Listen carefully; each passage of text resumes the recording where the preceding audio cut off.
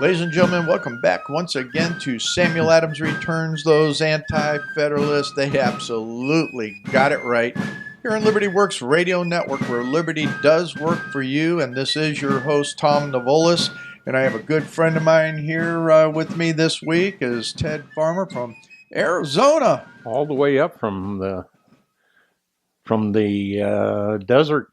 Yeah. And so we're going to have some fun today. We're going to talk about a few different things, some of the recent topics. One of the things that I really wanted to talk to Ted about are, because Ted has been, so the R, and has been, you were, Tea Correct. Party leader. Correct. Yeah, for Sun City. That is correct. All right. So we're going to talk about what the heck's going on with the Tea Parties. As you know, I'm the Geauga County Tea Party president here in Geauga County, Ohio, and there's just a lot trying to get the citizenry going. And it's just challenges. And you've been traveling all over the U.S. for the last year. I have, since December. Yeah. So that just, you've seen a lot of different folks, a lot of different places. I mean, you weren't out looking for tea parties, but Not necessarily. breweries, yes. Yeah. Tea parties, no. So it'll be interesting, just a perspective of the different things you've seen in those travels. Great. All right. So one of the things I wanted to cover, I know that all of you, and we've talked about it before, we've seen the Google Snoogle and all the other, bondoogles that are out there. And I'm sure from Thursday, Breitbart had up an article that is just all over the place, is the released secret, or not so secret anymore, Google tape. And it's a 60 minutes of footage, as I'm reading it here, of these, what I call them, the techno-oligarchs, and their struggles here for electronic or election aftermath, and how they vow to save the world from catastrophic nationalism. So a comment that I put up on Twitter with that today, Ted, was that I said, this is exactly what we have with legal immigration and students that went to these leftist universities, indoctrinated in all of the insanities at these universities, became citizens for the most part. A lot Correct. of the employees at all these technology companies have become citizens. Correct. But they have gone through a whole godless educational program. And even with that, they've gone through a program contrary to anything that our founders talked about, on taking and having people inculcated in foundational truths and principles, and with that they would fully 100% assimilate into what it means to be an American. I just said, what do you expect? That's right. What are we going to get other than what we're seeing happen? Okay. You were going to get nothing, and it's been coming on for 4 or 5 generations. Yeah. So when we see that, you guys down there, University of Arizona has a real mix of technology, medical. They're really known for, the medical side as well Right. as some of the high tech side. And I know when I was down there and talking with some of the folks out of there, it was just some real difficult trying to find any decent, patriotic teachers at the university. Yeah, they're pretty much non-existent. Yeah. And if they do exist, they have to hide it. Mm-hmm. Yeah. So when we come, folks, to what we see here with all of this high-tech stuff, I just have to say, and as I've said in other programs, what do you expect when you don't have people that have the real value systems that we have? So when you look at that video, and I encourage you to go to Breitbart and find that video, I'll put the link to it, or I have put the link to it in the section down below, and you'll see it on the YouTube section as well for all of the references, so that you can figure out what's going on and watch it. It's an hour-long video, I started to watch it, but it was like one of those things where my hair caught on fire. Right. I thought it was going to turn as red as Kathy's with going on fire like that, and I figured I can't afford to lose it, so That's I'll right. leave it. Maybe that's what happened to me. Yeah, you got so upset with all the things you were doing with down there in Arizona, it That's just right. lit you so far up. Yeah, yeah. Correct. Oh my goodness. So let's talk about Arizona a little bit and just All right. kind of segue over there. I know you've been on the road for quite a while, but also I know that, you stay very close in contact with what's happening, a lot of folks. What I would like to step back and start with is Okay. before I came down, you guys were doing a recall on John McCain. Correct. It wasn't actually a recall, it was a censure by the Okay. Republican Party. Okay. Yes. And that did go through. That did happen. Yeah. Yeah. And he just kind of shunned it off. Well, not only did he shun it off, there was some retribution dished out. Uh-huh. It was tough for a while for the conservative wing. You could never prove anything, but the handwriting was on the wall. Yeah. I honestly believe that he may have retired had we not done that. Really? And I think it just gave him the emphasis to stick it to us, Wow. to come back and get us. Yeah. Yeah. Because he's just vindictive as all Oh, get. yeah. Oh my goodness Yeah. gracious. Yeah. It was really interesting to me that as strong and the experiences I had in Arizona at the time, because we were down there, I think, Kath, about 8 months. So in that 8 month time frame that we were down there, I just saw a lot of patriots, but at the same time, especially in that eastern section of east side, Right. I forget the name of the area out there, but the east of Phoenix, Right. they seemed like they were all more establishment Republicans and had a very deep wealth base to them. Correct. Yeah, that was true. Yeah. It was split sort of the north east and east side of Phoenix were more establishment types, where on the west side, once you got out of Phoenix, pretty staunch conservatives. Mm-hmm. And in our district, it was unheard of. A lot of times the Democrats wouldn't even run. Yeah. However, that's changed a lot. I bet. Yeah. Yeah. They've gotten more emboldened with Flake and with what McCain was doing. Right.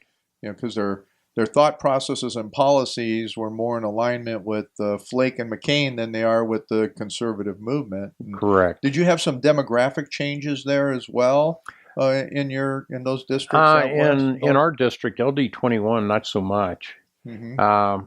However, you get out of the Sun City area and Surprise Mm-hmm. into Peoria. Yeah, it's getting younger and younger. Okay.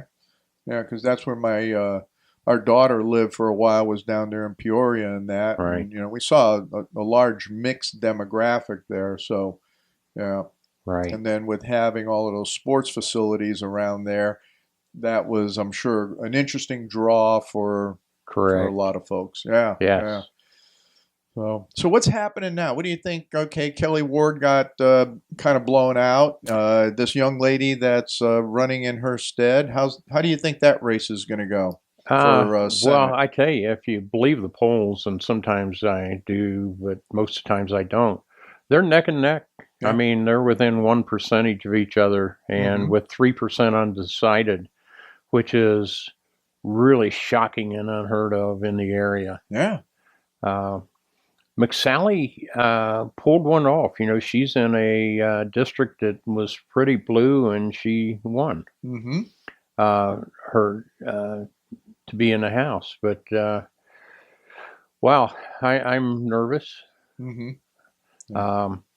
In our own congressional district, CD8, Debbie Lesko won the primary, Mm-hmm. Yeah. and she only won by like 5% over the Democrat. My, yeah. And I can't pronounce her name, to be honest with you. Yeah. But which was a shock, and that encouraged the Democrats. Yeah. They can see blood in the water. Yeah. And of course, on the national scene, trying to take the House back, they are pouring just tons of money in our little LD down there. Yeah. So Debbie's got to fight. She's slightly ahead. Yeah. But in Arizona, registered Republicans have about a 10% lead over registered Democrats. But that's sort of changing. They are out for blood. Sure. As mad as we were when the Tea Party started, they're that mad now. Sure. Yeah. Yeah. And we have to be aware of that. Yeah, and get that, that's the biggest issue, I think, everywhere in every state right now is, what it's going to be required to get out the vote. Correct. And it's not where we can sit on our laurels because, Trump is absolutely correct. Even more important than the 2016 is this 2018 election. No question. This midterm, far outshadows the 2010. We did a big thing there, but, to maintain anything, and, like you and I have talked before, I'm not a Republican in party denomination, if you will. But even with that, it's one of the only choices that we have. So we have to run people appropriately. And that means what we have to do, folks, is we have to continue to vet people out. We have to continue to raise them up. We have to be able to develop those candidates and support them. So that's always the hardest part for us to understand and do, is to be able to take and raise up the next generation of those that can fill the empty seats in office. Absolutely. Go ahead. That's our biggest obligation, is to bring, I don't necessarily have to be young, but bring bright conservatives into the party. And we've got a couple going in LD21, and I'm extremely proud of. Excellent. So that's our job. Yes. Yeah. That's what we have to do. Exactly. And I know in the other markets that Liberty Works Radio Network reaches out to, especially in the East Coast markets through Maryland and even down into Tennessee and Georgia, we've got some many things that are going on there. Maryland's, you guys always have a tough fight in everything that you're doing. And just as amazing that we have so many good patriots there in Maryland to take care of things. So there's a couple things that are happening. We have a hurricane that is, just slamming the East Coast right now. Our prayers go out to everybody. We know that the evacuations were put into effect early in the week so that we could minimize all of the damage, but there's going to be just massive damage. I think that thing's slamming in at category 4+. I think they're saying it's going to quickly downgrade, but it's bringing huge amounts of water, storm surge, and rain. Yeah, and when you get that backing up into those mountains and all of that stuff in the valleys, boy, we're in a mess. So, you know what? If you can handle something, we can't get the Cajun Navy up here necessarily, but you know what? Maryland and the Carolinas, you guys have something similar to that. We've got a lot of patriots out there. West Virginia. I'd encourage you, if you have that opportunity and the wherewithal to do it, to go down and help as you can help. We've kind of got too many things going on up here. Otherwise, it's close enough. I'd be heading down to help out, but I can ask you to do so. And that's where America really stands strong, is when we get together, we work together as a people and take care of one another. We really don't need government. We become dependent on government to do all this stuff. And we're going to talk about that a little bit more in the next segment. But it's really about people helping people. Right. And I'm RVing. And if anyone out there has a driveway, an empty lot where you can let the folks evacuate to, please do. Yep. Keep the RVers in your mind. All right. And with that, we'll see you back in the next segment of Samuel Adams Returns. Those anti-federalists, they got it right. Ladies and gentlemen, welcome back once again to this second segment of Samuel Adams Returns. Those anti-federalists, they absolutely got it right here on Liberty Works Radio Network, where liberty, boy, does it ever work for you. And, I always take this opportunity in the second segment, Ted, and my good friend Ted Farmer from Arizona is visiting with us, and we're just going to, as we did in the first segment, just chat it away, and we're going to continue to do that. But, I plug Liberty Works Radio Network. Of course. Yeah, these guys have been doing for years some really, really good stuff. They've got they have live programming all week long. And so it's just been really good. So we usually encourage folks, if you can, check out the rest of the programming, and then definitely, if you're willing and the opportunity is there for you, hit that donate button and throw a couple ducats in the buckets. But they're just a bunch of great folks there. One of the things that we left the last segment with was, number one, I thought it was very important as we were talking about the hurricane and what you brought about the RVers. Right. I want to just say that again because I want people to capture that again here in this segment. Sure. A lot of times, one segment of the population that seems to be forgotten are those transient people, the RVers, especially full-time RVers. They've been down there having a great time. Now the storm's coming in. Where do they go? And I saw on one of the websites I used this morning, people were offering up their driveway, their empty lots, places in their neighborhoods well away from the storm. So these folks will also have a place to go. And that's important. Most of us travel with animals. Right. So in addition to our motorhome and our family, we have our critters with us and need a place to go. Good. And I stopped here. Yeah, excellent. Yeah, and we're delighted. It's just been we've had a really fantastic time. Ted's been here for a couple of days, and his lovely wife Corinne, and this is some of the most enjoyable times we've had. Kathy and I've had for a number of months, and all the insanities that have been going on. Yeah, of course we didn't talk politics at all. No, not in the least bit. I mean that we just kept our minds clear of that, Of course. Right.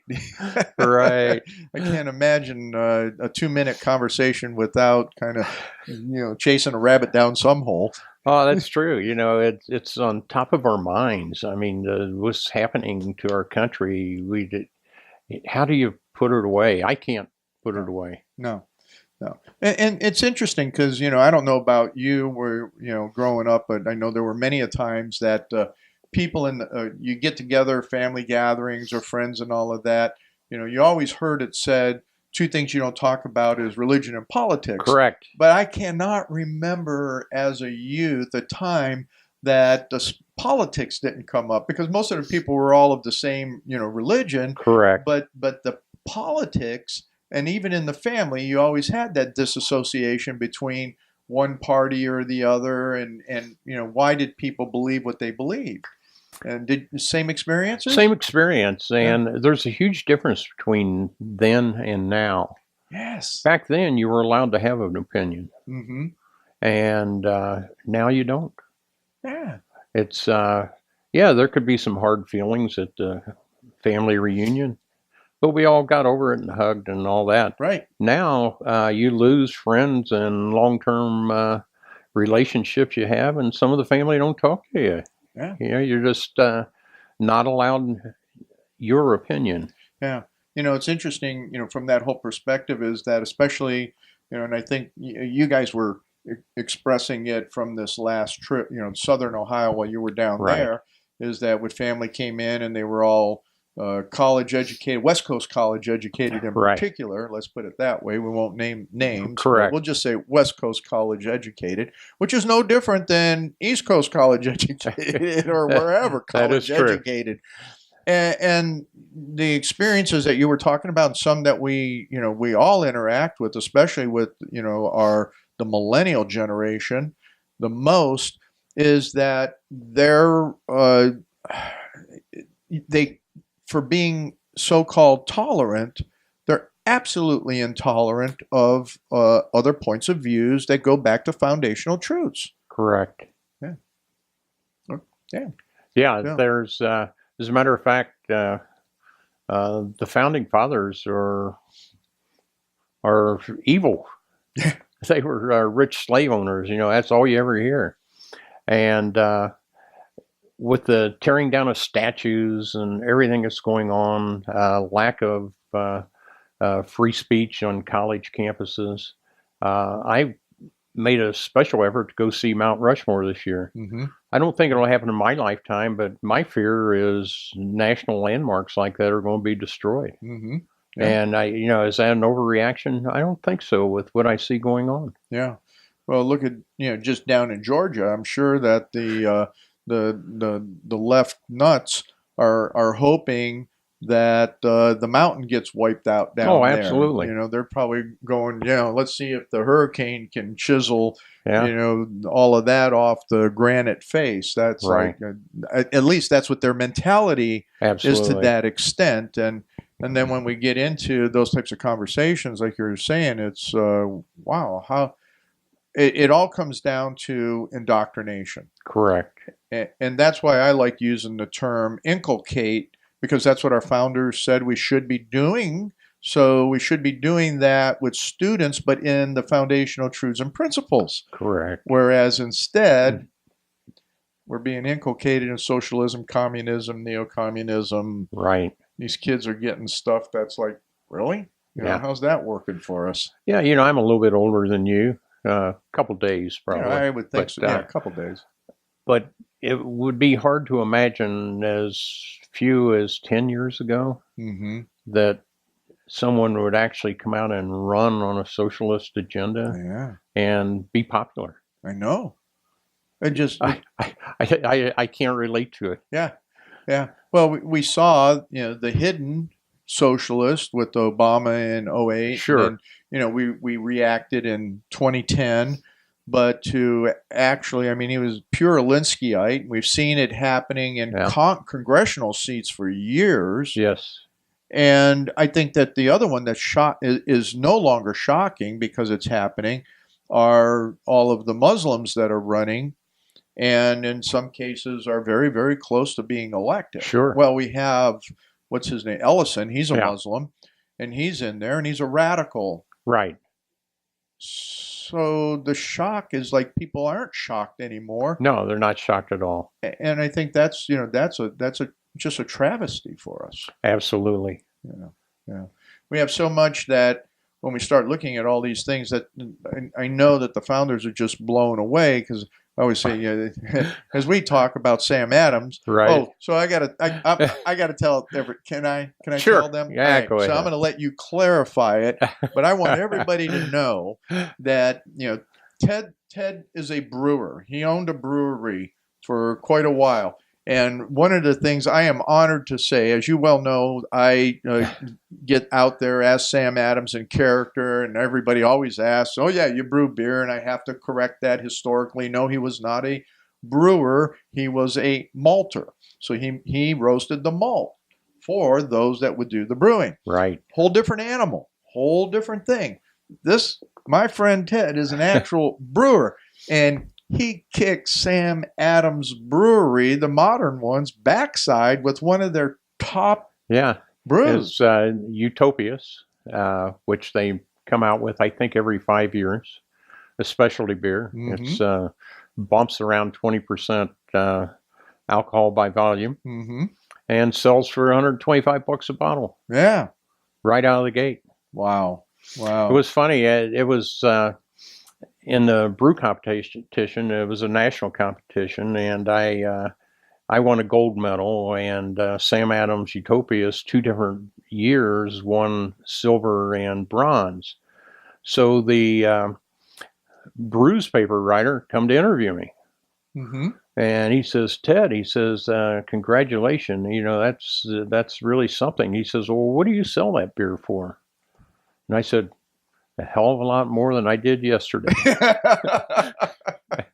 And rightfully so. Yeah, I think we were probably selling ours for $12 a bottle, which Yeah, was high yeah, but for the market. sure. But yeah, Yeah. not 125. Yeah. Oh my goodness. Yeah. Yeah. Well, so I have with me a great personality and a gold medal winner, so I'm delighted with that.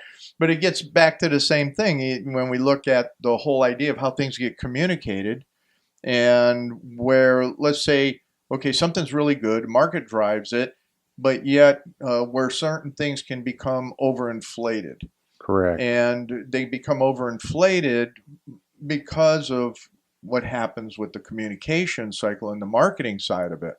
So I think when we look at socialism in America and trying to draw us back into Sure. that conversation.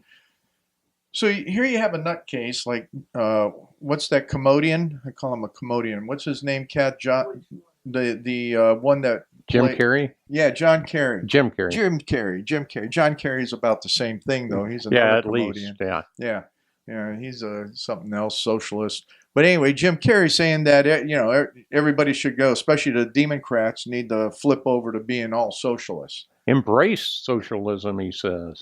Embrace it. That's the best possible thing could happen for us. Yeah, yeah. Plus, I think the guy's really played too many crazy parts in movies. I think so. Yeah, he just has no sense of reality whatsoever, and what that means. Or it's like I mentioned to a bunch of, I think you and I were talking about it. I think he needs to move to Venezuela. Absolutely. With no money. He can't take his money with him. He needs to go down to Venezuela and experience what those folks Cuba's experience. too good for him. I think so. Yeah, I absolutely. do. I think, Cuba is way too good for too him. many nice 55 Chevys and Fords down there. Yeah. Well, they have some of those in Venezuela. Well, but theirs don't run. Yeah.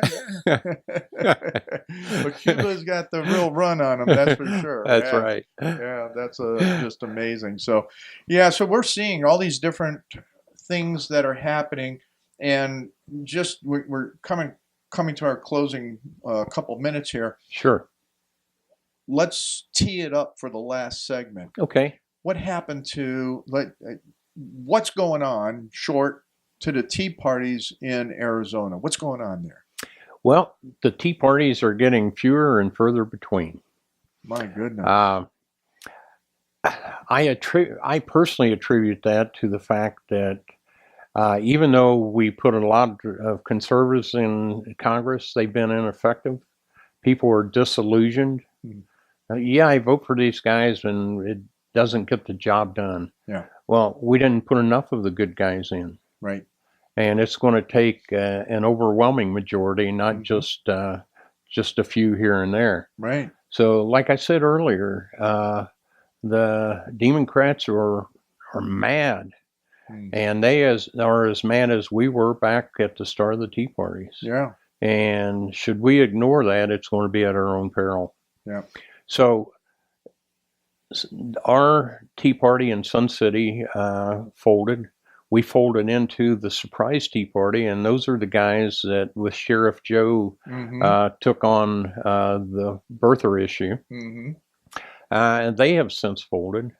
Our friends a little bit north and central, Dave and Francine Ronsberg, with their tea party, refused to quit. She said, if 2 people show up, I don't care. Yeah, we are going to meet on Wednesday, and we're going to get the message out. Right. And they are working extremely hard. Yes. Up north of Phoenix, 100 miles up in Gila County, they're going strong up there. Yeah. So it just depends on where, but it seems like the bigger, maybe the larger communities, not the bigger cities, the tea parties are going to have to rebuild. Yes. Yeah. That's some of what, we're seeing as well. I know here in Ohio, it's been real interesting. I know when we left Washington, that is all collapsed except for same thing, just a couple that are going, and, we'll kind of circle back on some of those.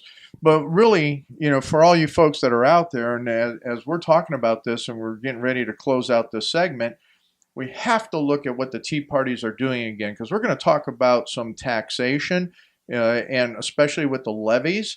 and how important it is that citizens groups, I don't care what you call yourself, but a citizens group needs to form and come together to fight these things, because Sam Adams said you have to do it, and the anti-federalists, they absolutely got it right here on Liberty Works Radio Network. Ladies and gentlemen, welcome back to this last segment here at Liberty Works Radio Network with Tom Navolis, your host, and my friend Ted Farmer, as we're going to kind of wrap up here talking about or trying to keep it on track, because we're just having fun. We didn't script anything or that, but during the break, what we were talking about is a little bit more on GOP crossover votes down in Arizona is something that's happening. What we saw here in this county, the deamoncrats cross over because the person running for county commissioner as a Republican is really a Democrat. Right. So the fraud from crossover vote is what I call it, the crossover fraud. Right. Is really phenomenal. But I think the real thing, as we were talking about, and from my thought process that's happening in Arizona, may happen in other states, is the younger people you were saying they're talking about that the polls are showing they're crossing over? No, they're staying with the Democrats. Okay, but yeah. GOP younger people yes. are crossing over. Correct. Okay, yeah. So what Ted and I were talking about was what we see everywhere, and I think this is the hardest part, and this is the part that the Republicans have done to themselves, and the establishment and the neocons have really built that piece of it, is party over principles. Correct. And wasn't that what we were all about in 2010, was principle over party? Absolutely. So that kind of picks up from what we were talking about in the last segment, that Tea parties, citizens groups, whatever they want, citizens action groups that are going to be of a conservative nature versus what we're seeing that the Democrats are doing with all the socialists and all of that, that we need to get those principled people overshadowing the nonsense in the parties. Correct. We haven't done good at that, have we? No, we really haven't. I am very pleased with the amount of young people that come into the LD office and to our meetings. It seems like there's a break from the millennials to the ones that are slightly younger. Mm-hmm. Yeah. Are coming back more to founding principles, if you Yeah. want to say that. Yeah, yeah. That's something that I saw in surveys and in looking at what's going on in what's called the Z generation now. Right. So these kids, I think the statistic that I've used in other times that I've talked in programs is that they're like 60% more conservative than the millennials are. Right. And this is something that we haven't seen in 40, 50 years. Right. So that's very encouraging. And I'm glad you're seeing them come into the office like you are. Yeah. One place where principles count is the abortion issue, Mm-hmm. or baby killing issue. And if you read the surveys across the country, the younger people more and more are saying, no, we think that's not the right thing to do. Sure. So, and that's encouraging. That is. I think some of them I think are looking at it, I know that the brainiacs are looking at it from a demographic perspective.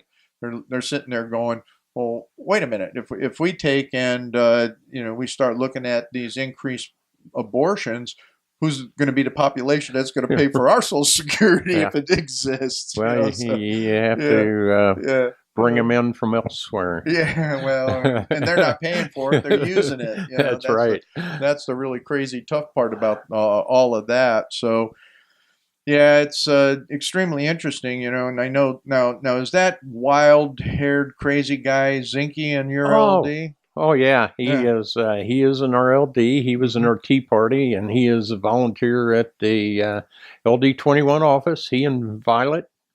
Yeah, absolutely. Yeah. So we're giving old Dennis Zinke, who his cousin is actually the Secretary of the Interior. Correct. Ryan Zinke. Yep. Former Navy SEAL. Yep. Good guy all around. Yeah. and it's hilarious because when it's like the first time I saw them together, I had to fall on the floor and laugh Yeah. because here's Ryan, this guy that's about 6 foot tall, or I Oh, mean, he's a 6'4" yeah, probably. yeah. I Yeah. mean, he's a monster of a guy, and here's Dennis.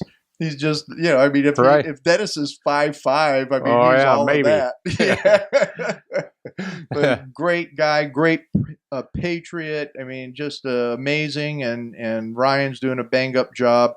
Tough place to be, and working on interior and all of that.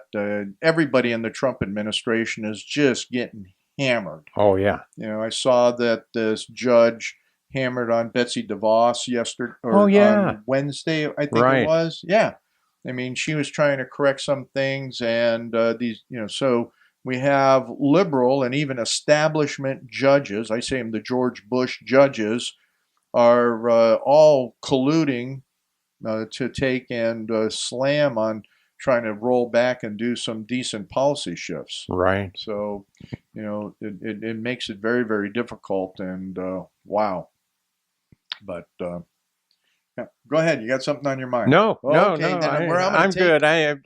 good. Well, back to the Tea Party and the Yeah. founding. Yeah. Our friend Dennis Sinke, the reason he got involved in politics, he was, not into politics whatsoever Mm-hmm. until the Tea Party started and Obamacare started, and it scared the death out of him. Mm-hmm.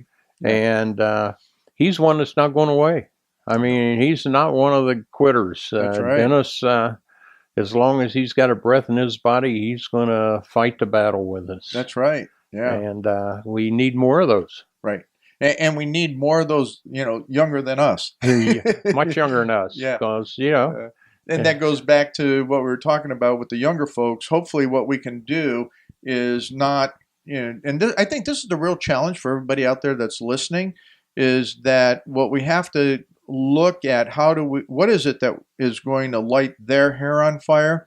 And I think this whole thing in talking about levies and talking about they can't buy a house because they can't afford a house because the taxes on the house exceed what their minimum income requirements are.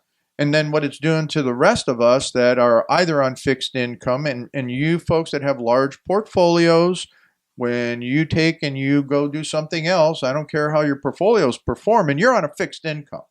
Right. And I know people that have wonderful portfolios, but they're coming and complaining to me, we're paying $10, $15, $20,000 a year, on our property taxes, and that is just crazy. Can they afford it? Well, maybe, but why? And so Right. I think that's what I'm hearing, and what some of us other folks in Northeast Ohio are hearing from young people, is that it goes to that whole unaffordability of housing, no matter what age you are. It really is. And I mentioned a little earlier that we're getting some bright young folks in the LD meetings. And that's been the rallying cry. Mm-hmm. They have helped us fight the levies in the area. Yeah. And that's what got their attention. Good. Absolutely. Good. Yeah. So I call it, unlike the original Sam Adams out there screaming taxation without representation, what we have is taxation with bad representation. Right. So that's at every level of governance. It's not just at the federal level. And Sam Adams always talked about all government is local. So when we have to really look at that, what that means in driving that home to people, it has to start with what we're doing locally. How do people, and what do people really understand the makeup, the design of what a levy is, or how it even should come to the ballot? Right. And that's what's getting their attention, and we have hammered into them. You may not be able to do anything about some of the national issues, but you can vote the members in and out of the school boards, Mm-hmm. and they're the ones that's coming forth with the levies. Right. And let's get the right people on. So we have started recruiting, looking for, and vetting school board candidates. Perfect. And that's what's going to have to happen. Yeah. I think in every state across the union, what we see is schools are the greatest consumers of the property taxes. Oh, yes. Yeah. I know that here in Ohio, and in this county in particular, it's like 49% of the property tax is all going to schools. And we in our school district, I'm sure you've heard it on the program before because you are a listener, is that we got hit with a 38-year bond issue to build a new school, and it just is, I mean, it's just a heavy hit for this particular school district. But and what's really to me is that we didn't understand it soon enough when it started happening, because according to the state, they had to go and manipulate to go to 38 years, because according to this Ohio Revised Code, the maximum a bond issue is supposed to go is 20 years. Right. So I have no clue on what happened. And I think I shared with you that paper from what Texas is trying to do. And their portion is like 53% of the taxes go to schools. So, yeah. And I know that Kathy just saw some things come in from our friends up in Spokane, John Charleston and his wife, and what they're doing up there with that Tea Party is that they're taking on in Spokane County, because again, the school board is coming and just hammering on more money. And it comes down to, do you really need the money? So what I am doing in part 3 of what I'm writing for Geauga County on taxation is looking at that inside millage that we have no ability to vote on, because that is what the legislatures, and I think in most states, they set that. Right. But then the question is, to those that look at the levies for outside millage, what are their responsibilities in trying to find out whether those taxing authorities really need the money? Right. In the paper, and I'll share it with you because I haven't given you a copy with it. Kathy just did some corrections. in the paper is that I call what we have in Ohio in every county is the revenue board, if you will. Right. I call them a bunch of bobbleheads because all they do is they go, yeah. So they, these guys submit these levies from all these taxing authorities, and they just bounce their head. They don't do their fiduciary responsibility to the taxpayer and go back and say, do you need the money? And we know here, and I'm sure you do as well, that there are townships, schools, other taxing authorities that are there, or subdivisions as they're called. They've got money on the books. Right. And they may not be even using that money correctly, let alone taking and requiring or needing any more money. Ted, Kathy's just showing us that we got last 2 minutes. Why don't you give us a minute summary of your last thoughts, and then and it's back down to the local school boards, and I know each state is different. In Arizona, you hear the rallying cry: the teachers are the most underpaid, and we want to raise a sales tax, or we want to get more revenue for the teachers. Well, the little-known fact is the state legislature doesn't direct the money. Mm-hmm. Right. It's a local school district. So what happens is levies are voted in. It's supposed to go to the classroom, teachers, but to the classroom, and it ends up in administrative staff and that type of thing. The principals each have 3 vice principals, and then they all have a staff. Yeah. And that's what's gobbling the money up, and it's not getting to the classroom. So my thoughts are, I encourage everyone, go to a school board meeting, understand, pry the budgets out of their cold dead hands, because they don't want to give it to you. Right. And understand what's going on. Yeah. It's not that complicated once you peel the onion back. Right. And you can see where the money's going, or in our case, where it's not going. Right. Yeah.